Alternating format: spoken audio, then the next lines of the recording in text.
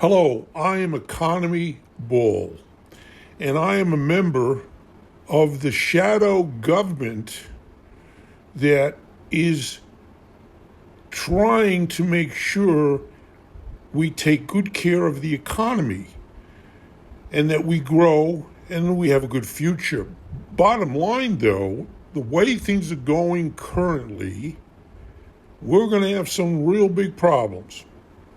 And I put together a presentation that will go into, admittedly, the worst case, but one should always know the worst case. And the bottom line, we have to work together and hopefully solve this problem. My spokesperson is Jim Whitehead. He's going to relate to you all my homework and all that I've put together for this presentation. I want to thank you for being here. Good afternoon. This is Jim Whitehead of All Power Group in Phoenix Animal. You know, we have a separate group that is what we call a shadow government. It's basically working on what it would do instead of what actually is happening with the real current government. So today, and I want to thank Economy Bill for introducing me, and you'll see him, as part of this, where he's recognized the problems that we're heading for. And again, I'm not trying to be an alarmist or, have it where everything is worst case, but you also have to make sure that you recognize that there are some problems and going to be some problems.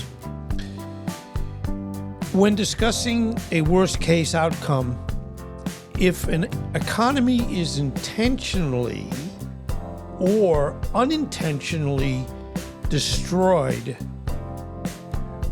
we're taking and talking about a scenario akin to severe economic depression, possibly even worse than historical examples like the Great Depression, due to interconnectedness of the modern global economy.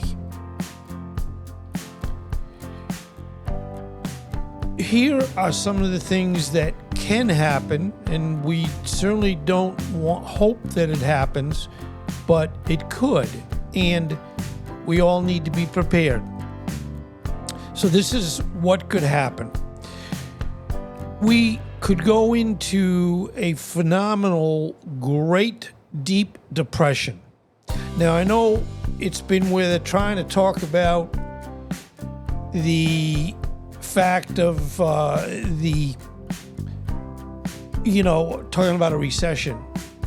We've had recessions, but the way this is going, and again, this is all brought on by the current administration and the shadow government, animals are saying, hey, we're much smarter than that.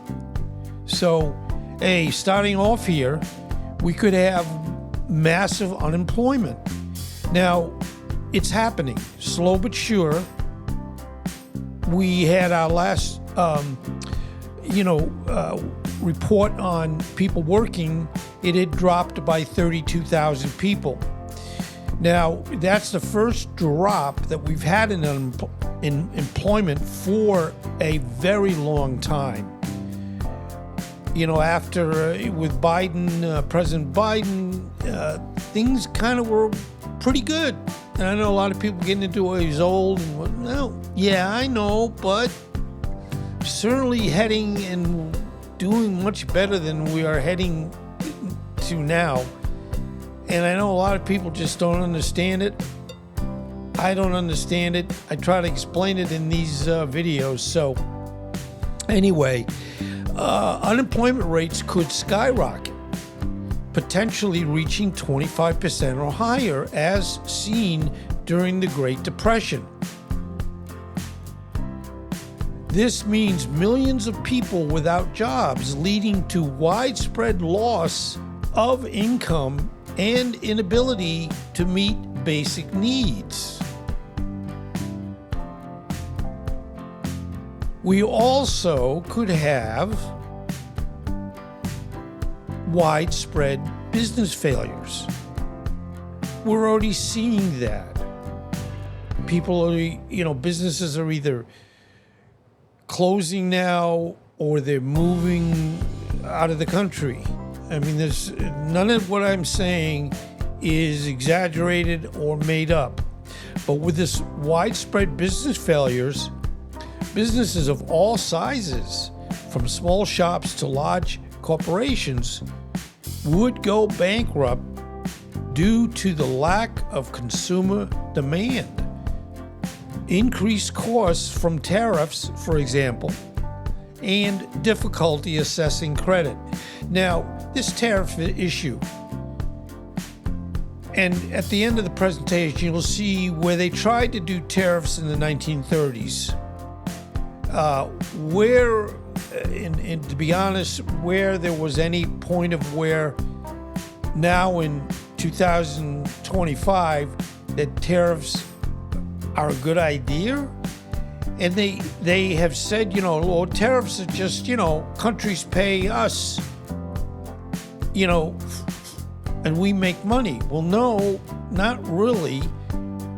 In a sense, if XYZ company has to pay, let's say, $25 more for whatever item they're selling, they're going to pass some of that on to the consumer. So there's no point if you believe anything you hear, it's not where, oh, that's not a problem for the American public. It is. I mean, flip back a little bit. A lot of what we have has come from China before. And the reason why a lot of companies were getting their things from China was because they can buy it cheaper. And then it comes here, they have to pay for it to come here, but then, yes, they mark it up, but if they're starting, at a fair price to begin with, we expect a little bit added so that when we buy it, the company stays in business. I mean, a lot of this is so logical that it's even hard that we're getting and having problems explaining this or understanding the real implications here. The other issue here is financial market crash. Stock markets would likely experience catastrophic declines, wiping out savings, retirement funds, and investor confidence. Bond markets, which are crucial for government borrowing, could also seize up, making it difficult for the government to fund essential services. Now, what also could happen is what we call deflation, not inflation, but deflation. Instead of inflation, rising prices, the economy could experience severe deflation, falling prices. Now, one would say, hey, that sounds good. Well, if prices are dropping and it drops below what, businesses can do, that's not going to work for them either. So deflation is not a benefit for anybody. It really isn't. Now, as I started to say, is seemingly good, deflation actually discourages spending and investment because people wait for prices to fall further, leading to a vicious cycle of reduced demand and production. Now, currency devaluation and loss of confidence. If the U.S. government's ability to pay its debts is questioned, or if policies lead to a loss of global confidence in the U.S. dollar, its value could plummet. This would make imports incredibly expensive and could disrupt global financial systems, as the dollar is the world's primary reserve currency. Now, what's happening with that, some of the folks that were trying to say, you need to pay us 25% tariffs, 35%, 50%, they're not going to be using the dollar as its standard. So there you go. We got another problem. Now, the other thing that's going to happen, banks facing widespread defaults and uncertainty would become extremely reluctant to lend money to businesses or individuals, further stifling economic activity. And, I see a lot of stuff on YouTube, and I know a lot of it is where, oh my God, the sky is falling. I'm telling you the truth.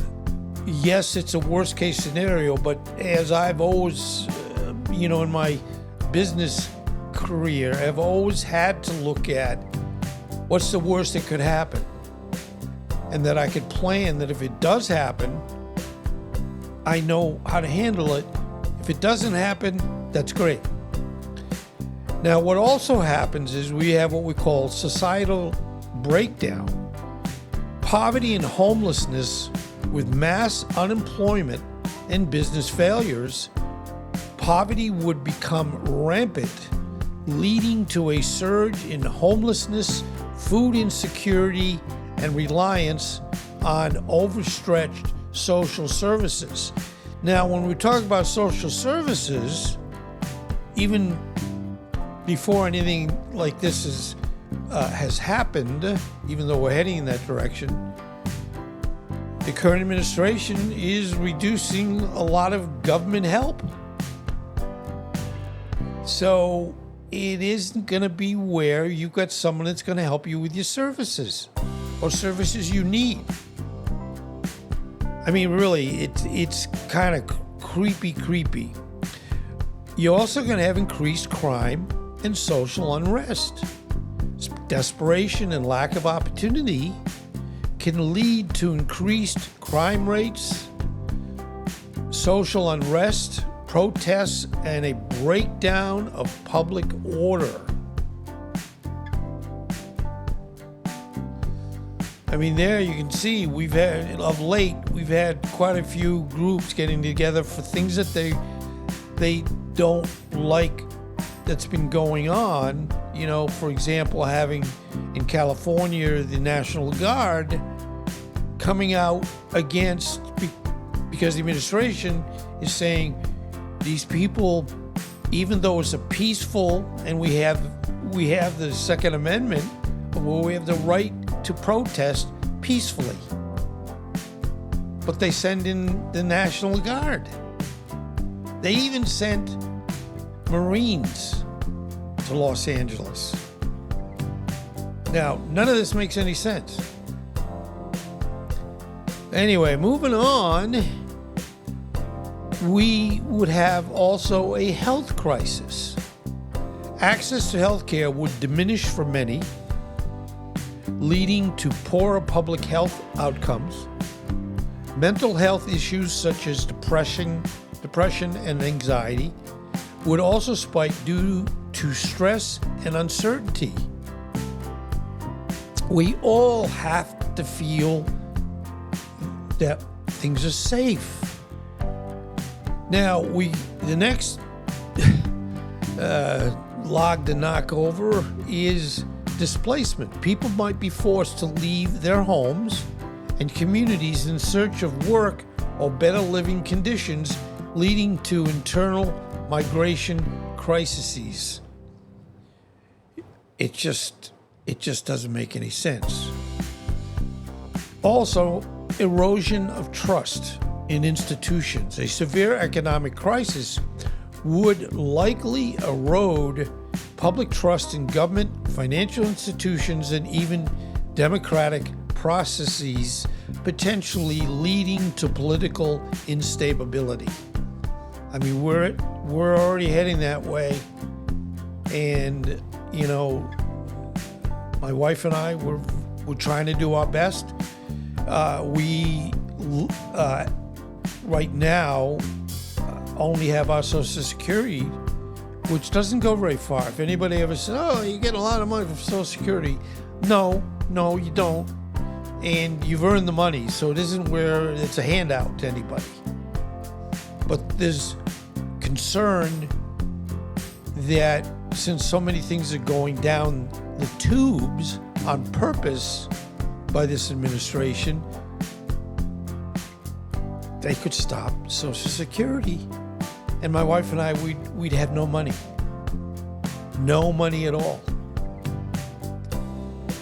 Okay, I know it doesn't seem to get any better, but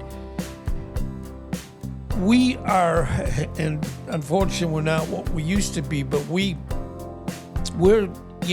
a wonderful country, or we were a wonderful country, and us going down into a depression could also affect a global recession, depression. Given the U.S.'s crucial central role in the global economy, a severe U.S. economic collapse would almost certainly trigger a global recession or even a depression. And the scary part of this, we know why the market crashed in 1929. People were buying stocks with money they didn't have. They were buying stocks on what they call margin. They'd say, well, if I can borrow $2 and I can buy stock for $1, I'm way ahead of the game. But if that stock drops down below the dollar, we're losing money, and we have to pay the piper. So it's not good news. Now, you've already seen this, the disruption of global supply chains. Tariffs and trade wars would severely disrupt international supply chains, leading to shortages of goods and components worldwide, further hurting global production. Yeah, there aren't a lot of ships coming in with goods because they cost more and people aren't going to buy them. We're not in a great shape. We're not in great shape now, but if we don't turn this around, we're going to just go into exactly what I'm telling you. And I will never say I told you so. But the point is, it could happen. Now, the other thing is geopolitical instability. Economic turmoil can exacerbate existing geopolitical tension and create new ones as nations become more protectionists, and less willing to cooperate.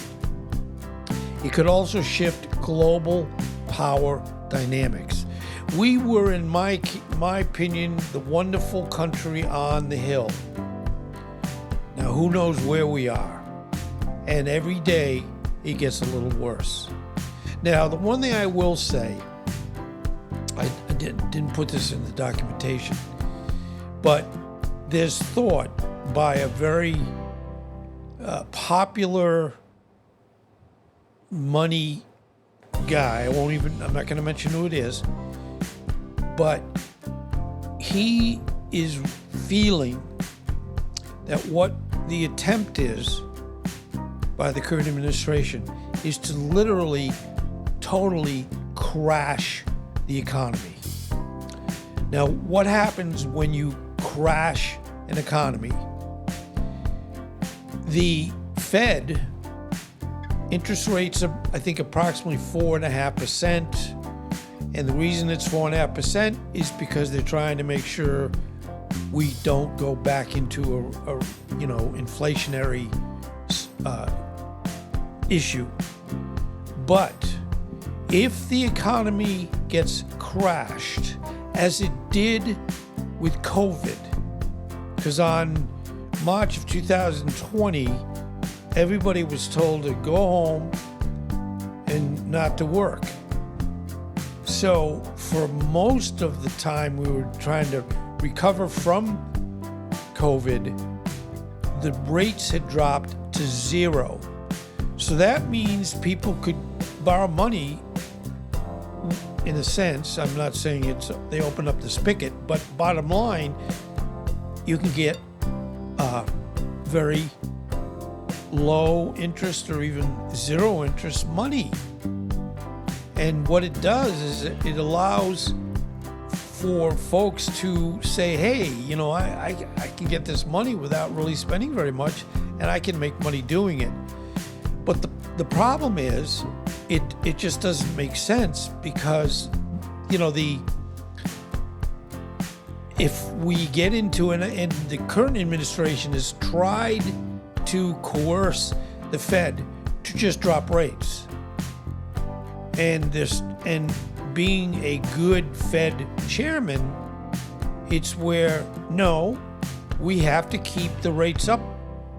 And they brought them down over time, but they're trying to make sure that we stay at a low,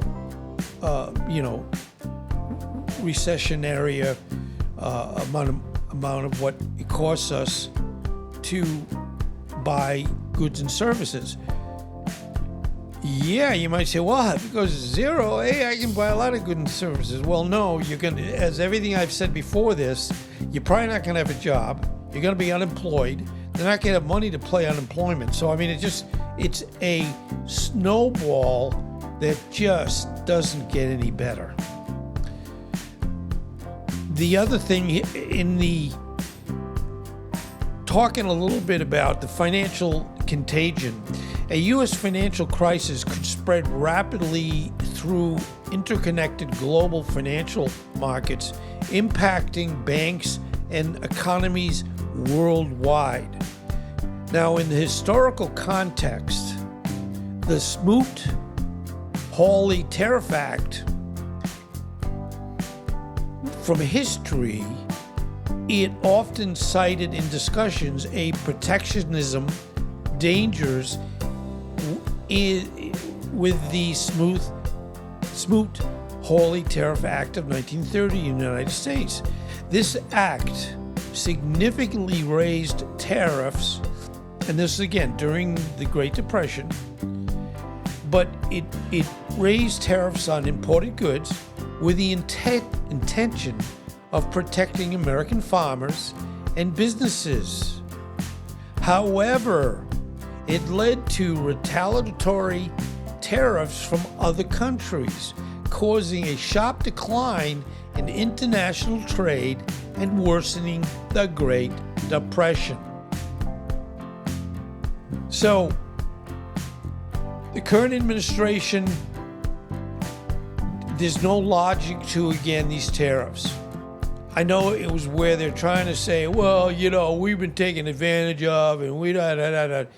Well, it's kind of one of those things where you say, well, we had a problem. We work on the problem. But what's happening now is they're doing things that are way beyond what makes any sense and only going to make it worse. So, if in the event the economy crashes and interest rates drop, yeah, the people with money are going to say, this is great. I'm going to be able to buy a lot of stuff real cheap. In fact, this wonderful money man, he has $350 billion in cash. And he's put this together pretty much over the time that the current administration made it clear that of the things that they were heading toward and things they were doing. And it's not his fault. He's not causing it. But he knows damn well if the economy crashes, he's going to be able to swoop in with his $350 billion and, make some big additional money. And that's not his fault. He didn't create it. But he's smart enough to say, well, I'm going to do things that have it where I'm not going to have a lot of my money tied up in assets that will go down the tubes. Cash is cash. So he'll be able to do a lot of different things that he say this is great. So while economists debate the exact extent of its impact, there is a broad consensus that it was a counterproductive measure that deepened and prolonged the global economic downturn. So in other words, back then, in the 1930s, they realized, and what they were trying to do is keep our prices up, keep people working, but what was happening, people weren't buying our goods. So again, it only made the Great Depression worse. And that the Great Depression of the 1929 and the early 30s, it wasn't forced by anybody. It was because of some money mistakes in the sense of people thinking, again, as I said earlier, if I borrow $1 and I can get $2, I've doubled my money. So a lot of folks basically said, hey, I'm going to borrow money, what they call on margin, and I'm going to buy a bunch of stuff, and I'm going to be able to sell it for a heck of a lot more. Well, that flipped, where they had all this money in margin, which means it's not their money, and when it started to turn down, they couldn't buy anything with that money to really build it. And then people that they borrowed the money from, what basically got into where we want our money now. People saying, oh my God, I don't have it. And unfortunately, we had, and you can document this, there were people that actually jumped out of windows or roofs because they borrowed a lot of money on margin and they didn't make any money with that money. It depreciated also. And then now people want the money back at what you bought it for. So if you bought it for $1, you want $1. They want $1. So anyway, it's really a tough one. In the worst case scenario, policies that intentionally, and this is intentional, or unintentionally dismantle international trade, destabilize financial markets, and erode consumer and business confidence, it could lead to an unprecedented economic crisis with devastating consequences for both the United States and the world. So, I want to thank Economy Bull for him putting together this program for me to be the spokesperson. But thank you. I hope this helps you learn, because again, if you know what the situation is, you hopefully will do your best to either try to stop it, try to do things that have it where it's not going to be so bad. But anyway, please subscribe, and also please comment, because again, my channel, it's mainly animal channel, but there's times when my animals have to be and are part of trying to come up with solutions for the world and, of course, the United States. So my hat off to them. They've got better ideas than the current administration. And every day we just don't understand why we're going down this terrible hill that is never ending. But anyway, please comment. Tell me how you feel. I don't want it where, I get comments every once in a while, and sometimes they're not so nice. Sometimes they're nice. But hey, the reason I feel about good about commenting, is it means you've actually watched the video. As a YouTuber, we all sit here and go, wow, we do these videos that we try to pour our heart into, and no one watches it. Because I know there's so much negative going on. I mean, when I go on in the evening in YouTube, there's almost every opportunity on there is all related to negative political stuff. There's nothing wrong with that, but if it's pushing everybody else out, because I'm getting more and more when with Reddit, for example, people go, wow, I was getting a lot of views before, and now I'm not getting many views at all. Well, that's because most people go for either A, negative stuff, or stuff like this that maybe helps you come up with a plan for the future if an event it goes the way we're afraid it's going right now. But anyway, thank you so much, and I really, really appreciate it. Be well, and just stop planning, because you never know. This is not imaginary. It's true. And again, thank you.